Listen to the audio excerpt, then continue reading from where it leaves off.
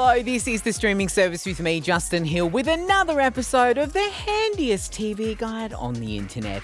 I'll give you the rundown on everything that's worth watching that has landed on streaming services recently, plus catch you up on all the behind-the-scenes news you may have missed. This week, the new film that's part clueless, part I see dead people.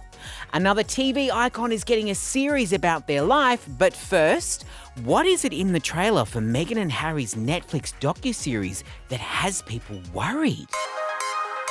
Okay, you and I talk about a lot of dramatic shows in this podcast, from Real Housewives to Below Deck to a dating show just for siblings. I mean, we have seen it all, but nothing is going to match the you-know-what that's about to go down in the Prince Harry and Meghan Markle documentary series coming to Netflix. Now, while it seems like forever that they've been teasing this, pop on your crown and get ready to rumble because Netflix have dropped the trailer and everyone is talking about it. Now, this trailer is as secretive as the place that they keep the crown jewels. Is that like the Tower of London or something? It's going to take a royal advisor and some MI5 skills to see what we can expect from this series, but here's what we know so far. So in the trailer, it shows pictures of the couple taken throughout their relationship. We also see Meghan crying and some footage of them enjoying their new lives in California. Now, I want you to have a look at what they say in this clip, and then we're going to chat about what to expect. Why did you want to make this documentary?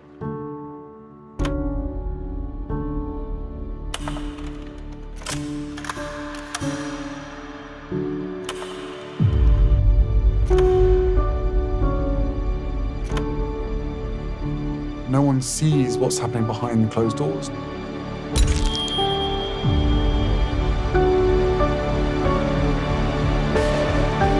had to do everything I could to protect my family.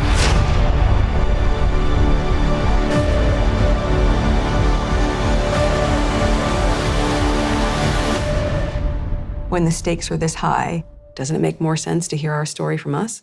Oh, how about that? So what are we going to see in this series? Well, apparently there's a huge focus on their love story, their move to the US, and parts of their love that they haven't really been able to share up until this point.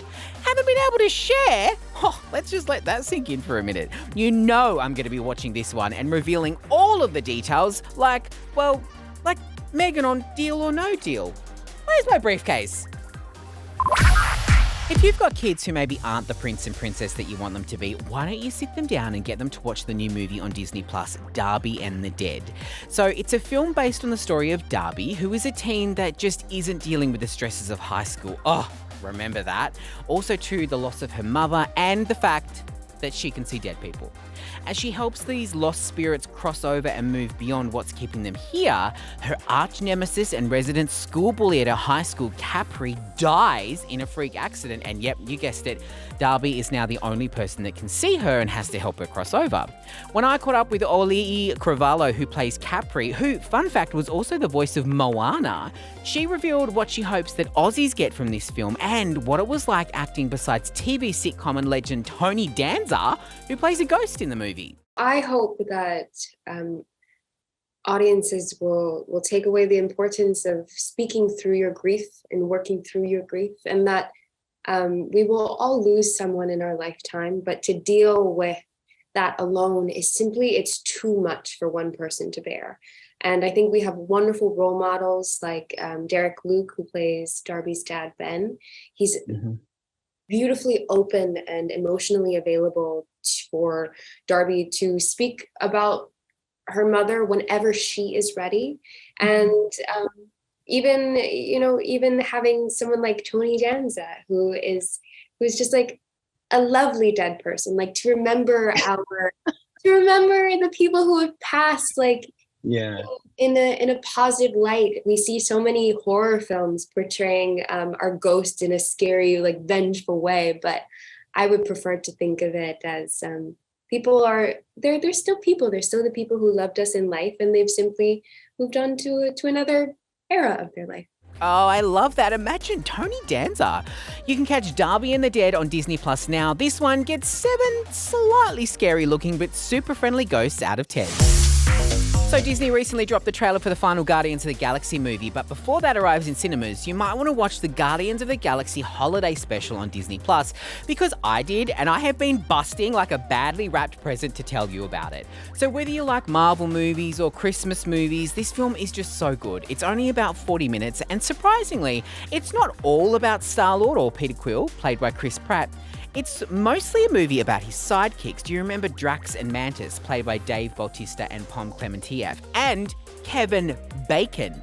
Basically, Peter's two team members want him to have an amazing Christmas, and they realise that the ultimate gift that they can get him is the human being that he continually talks about, Kevin Bacon.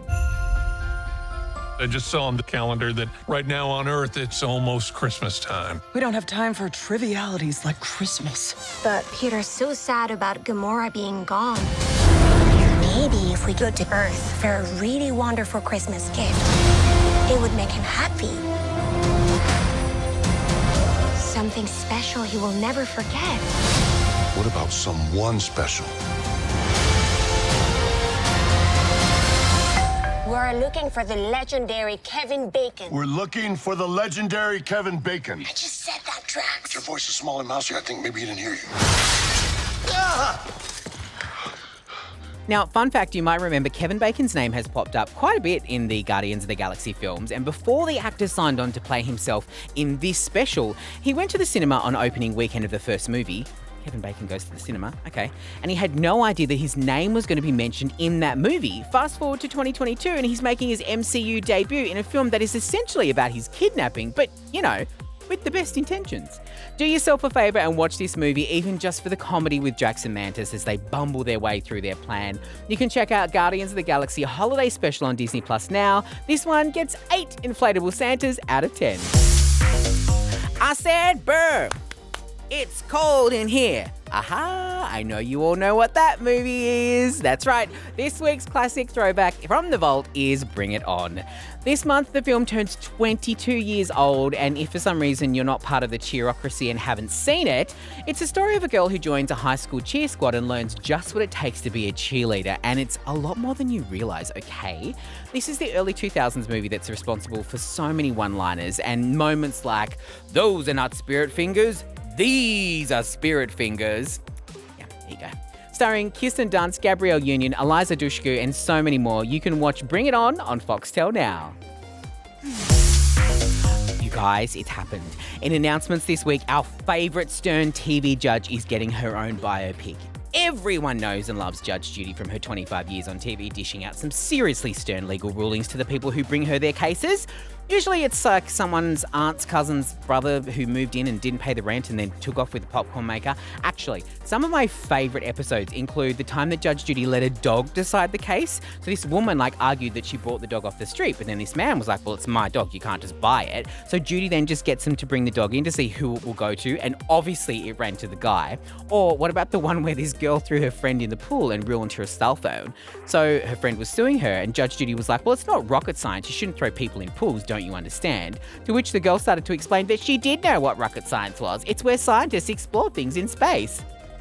I cannot with these people. Now, the latest news is that we're going to check out how Judge Judy got to her TV job that was paying her, wait for it, $47 million a year. But the big question is who's going to play her? Well, Reese Witherspoon, who's pals with Judge Judy, was asked that recently, and she said she is down. I mean, she's already played Legally Blonde's Elle Woods, who was a lawyer, so a step to a judge is not too hard, right? Judy has also said that when they do make the biopic, which she said she will not like, so typically her, if anyone was going to play her, it would be Reese. So when does this series approach the bench? Well, no official announcements have been made just yet, but the rumour is we're getting 8 to 10 episodes on one of the big streamers and that they're working on scripts now. Oh, order in the court, overruled. Sorry, did someone say that I should have a role in this series? Sustained. Oh, also, if you want a very quick rundown on everything that's worth watching for this month of December on each platform, follow me on TikTok at @just_Hill now. That's all for this week from me. I will, of course, be back next week with all the latest news from the biggest TV shows and movies to hit your favourite streaming platforms. Don't forget to download the free LiSTNR app to hear the streaming service first, and I will see you next time. LiSTNR.